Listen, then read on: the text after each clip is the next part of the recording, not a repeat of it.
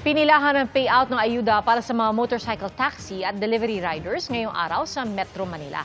At mula po sa Quezon City, nakatutok live si Darlene Kai. Darlene?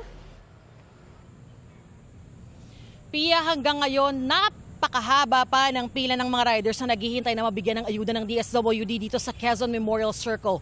Mula rito sa kinatatayuan ko sa entrance hanggang doon pa yung pila sa may dulo nitong circle. Ayon sa kawani ng DSWD, nasa 4,000 na raw yung mga tapusan nila sa validation. Pero libo-libo pa rin yung hanggang ngayon ay naghihintay at nakapila pa. Kita mula sa himpapawid ang haba ng pila ng mga rider na kukuha ng ayuda sa Quezon Memorial Circle ngayong unang araw ng special payout para sa mga motorcycle taxi at delivery riders na hindi kasama sa mga una nang nabigyan ng tig 5,000 pisong ayuda sa gitna ng krisis sa langis. Napuno ang circle at umabot na ang pila sa labas at paikot sa elliptical road at kinaina ng mga motorsiklo na nakaparada ang unang lane ng elliptical road. Maghapon ding babad sa matinding init ang libu-libong riders na dumagsa.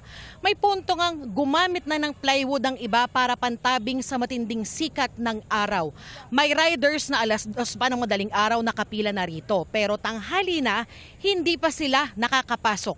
Reklamo ng ilang rider, mabagal daw ang usad ng pila kaya nahilo na ang iba sa gutom. Ang iba, wala raw ang pangalan sa listahan. Libo-libong riders din ang pumila sa Makati Coliseum kaninang umaga. Marami ang madaling araw pa nakapila at may singitan pa raw. 150,000 riders ng delivery service at motor taxi sa Metro Manila ang target na mabigyan ng ayuda sa special payout ngayon hanggang bukas ayon sa DSWD. Open payroll daw ang ginawang sistema ng DSWD. Ibig sabihin, iisa lang ang listahan na hawak ng 4 na payout centers na itinalaga para sa Metro Manila riders ngayong araw.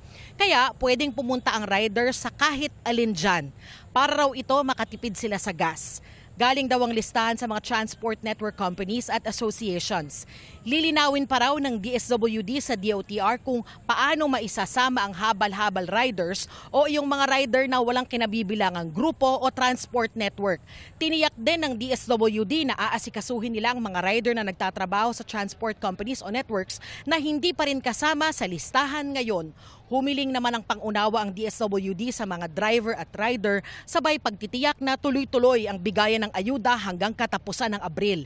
Sabi ni Transportation Secretary Giovanni Lopez, matumal ang pagpaperehistro ng mga tsuper at operator para sa Net Service Contracting Program na nagsimula noong Miyerkules. Kaya iniutos niya raw sa mga tauhan ng LTFRB na pumunta sa opisina ng mga TNC at Transport Group.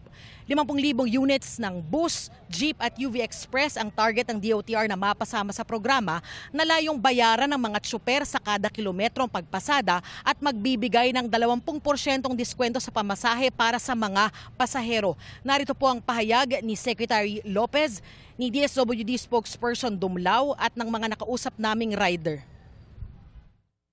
Kami na po yung pumunta sa ating mga terminal para naman kahit papaano mas mapapabilis natin ang pag-onboarding ng ating mga operators at sa mga drivers natin for the Net Service Contracting Program. So, we're expecting by Monday, makaasa po tayo na may 19,000, over 19,000 na jeepney, modern, traditional, and UV Express, kasama na rin yung EDSA pathway natin, na nakapasok na yung sa programa. Titiyakin po namin na kayo po ay eligible drivers, eligible public utility vehicle drivers, kayo po ay ma-assist po sa ilalim ng programa.